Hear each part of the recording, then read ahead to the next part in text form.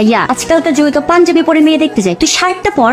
আর শোন, তোর চোখে কিন্তু আজকে চশমাটা রাখবি না, চশমা ছাড়াই তোকে বেশি কিউট লাগে। নানু ভাই দেখো তো খালামণি তৈরি হয়েছে কিনা। আলামনি, তোমাকে দেখতে না অনেক লোক এসেছে।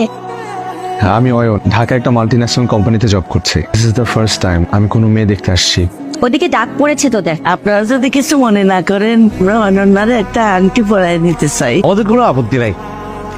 মা, তোমাকে না বললাম আগ বাড়িয়ে কিছু না করতে? তো কি করবো এখন, ওদেরকে কি না করে দিব? সেটা তো বলিনি। হ্যালো, হ্যালো, কে বলছেন? আমি অয়ন। সরি, বুঝতে পারিনি প্রথমে। কেমন আছেন আপনি? আমি আগামী সপ্তাহে চিটাগং আসছি। আমরা কি একটু দেখা করতে পারি? আপনাকে আজ বেশ সুন্দর লাগছে, আপনাকে হাসলে খুব সুন্দর লাগে। আপনি কখনো প্রেম করেননি? আমি আসলে এই বিষয়গুলো নিয়ে কথা বলতে চাই না, আর কলটা আমার ফ্রেন্ড দিয়েছিল। এখন যদি আমি কল ধরি তো অনেকক্ষণ কথা বলতে হবে, এই জন্য কেটে দিলাম। আমি সরি, হুট করে এই প্রশ্নটা আপনাকে করা ঠিক হয়নি। এই পাঞ্জাবিটা কেমন লাগছে? অনেক সুন্দর লাগছে, দাঁড়া। এটা প্রোগ্রামে পড়া যাবে? হ্যাঁ। আসসালামু আলাইকুম, আমি অয়ন। বাবা, আমি অনন্যর বাবা। অনন্য আসলে একটা সিটি রেখে বাসা থেকে বের হয়ে গেছে যে।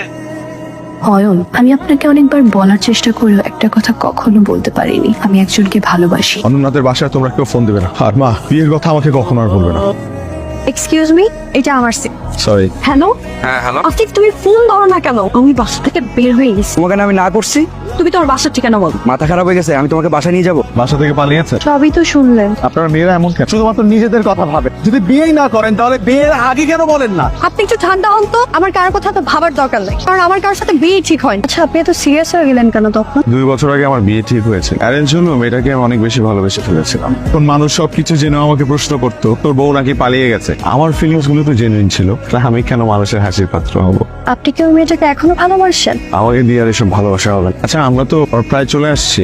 আপনারা কাকে কল দেওয়ার কথা ছিল? আসিফ, আমি চলে আসছি, তুমি সিআরবির সামনে দাঁড়াও। সিআরবি কিন্তু আমার বাসায় যেতেই পরে। আপনি চাইলে আমি আপনাকে নামিয়ে দিতে পারি। অয়ন, অনেক ধন্যবাদ আপনাকে। Best of luck.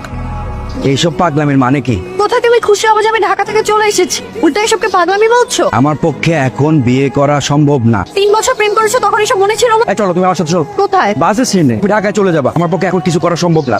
তোমাকে আর কষ্ট করা লাগবে না। আমি একা আসছি, একাই যেতে পারবো। কোনো সমস্যা? 3 বছরের রিলেশন আমার, 3-4 মাস আগেও সব ঠিক ছিল। যে আমার ভার্সিটি শেষ হলো অমনিও এমন করা শুরু করছে। এখন কি বাস পাবো? এখন পাবেন না, রাতে পাবেন। যেতে যেতে তো ভোর হয়ে যাবে। আম্মুকে ফোন করে তো আম্মু বান্ধবীর সাথে কথা বলতে যাবে। আপনি চাইলে আমি আপনাকে একটা হেল্প করতে পারি। ইরা হচ্ছে আমার বোন। ভাইয়া আমাকে সবকিছুই বলেছে। তুই একটা কাজ করে না, আপনি আমাদের বাসায় চল, তারপরে চিন্তা ভাবনা করে আন্টিকে একটা কল দিয়ে। এভাবে যাওয়া কি ঠিক হবে? আপনাদের বাসার সবাই কি ভাববে?